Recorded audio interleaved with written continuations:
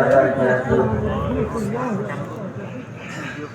نحمده ونسلم على رسوله الكريم أما بعد فأعوذ بالله من الشيطان الرجيم بسم الله الرحمن الرحيم ألا إن أولياء الله لا خوف عليهم ولا هم يحزنون صدق الله العلي العظيم وصدق رسوله رسوله الأمين المكين الكريم ونحن على ذلك لمن الشاهدين والساقين والحمد لله رب العالمين.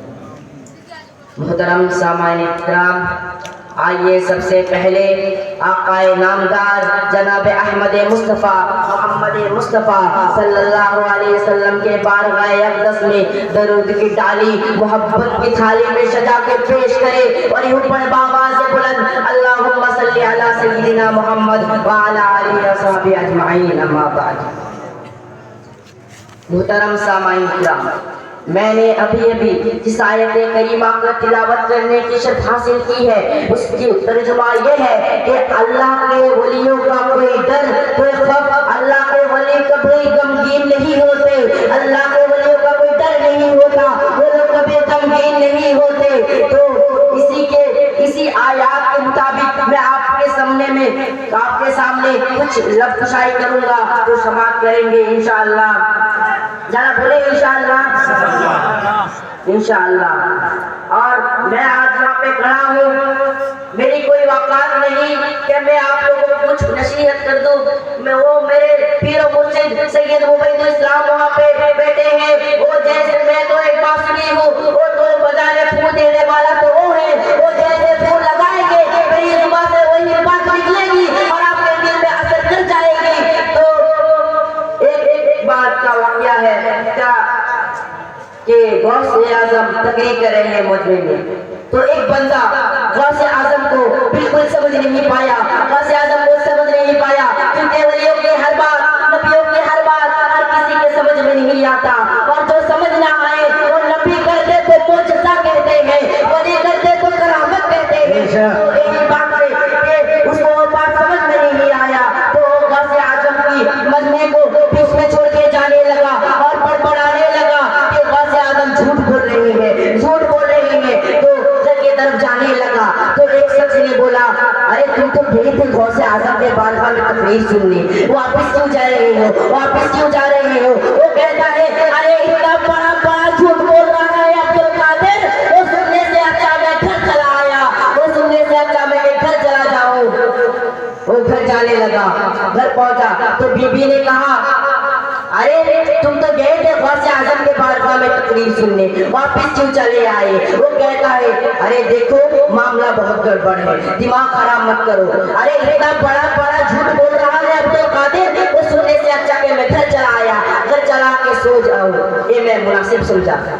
ارے آج بھی یہ جاہل لوگ تو غوث اعظم کو سمجھ نہیں پاتے، وہ غوث اعظم کے اوپر جھوٹے ہونے کا الزام لگاتے ہیں.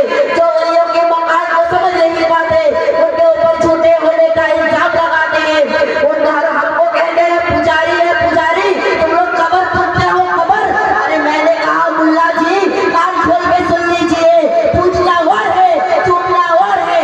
ہم ولیوں کے بارگاہ میں آتے ہیں پوجا کرنے کے لیے نہیں، ہم ولیوں کے بارگاہ میں آتے ہیں فیض حاصل کرنے کے لیے، کچھ نصیحت حاصل کرنے کے لیے ہم ولیوں کے بارگاہ میں آتے ہیں. تو اللہم صلی اللہ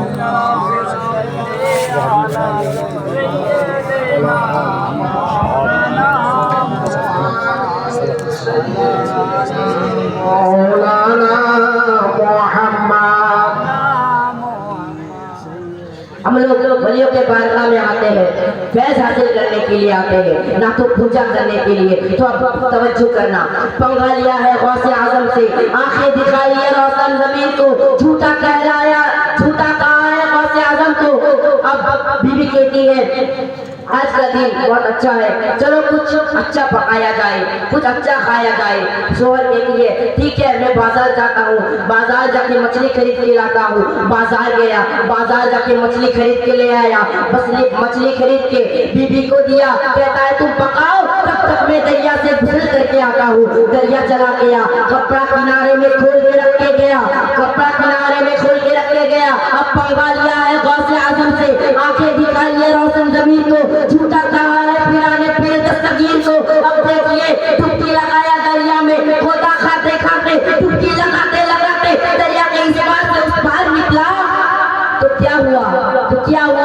लड़का से लड़की बन गया, लड़का से लड़की बन गया। अब पंगा लिया है गौसे आजम से, लड़का से लड़की बन गया। अब अपने बदन को देख रहा है, तुम्हारे शर्म पानी पानी हो रहा है। हाय रे मेरे मौला, अच्छा भला मैं इंसान लड़का था, ये तो लड़की बन गया, ये तो लड़की बन गया। अब पानी में छुपा छुपा बैठा है, कोई देख ना ले।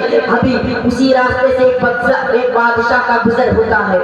बादशाह देखता है बड़ी खूबसूरत लड़की है, नंगी नहा रही है। तो बादशाह घोड़े से उतरा और उसको अपना चादर दिया, कहता है ये लो और ओढ़ लो और बाहर आ जाओ।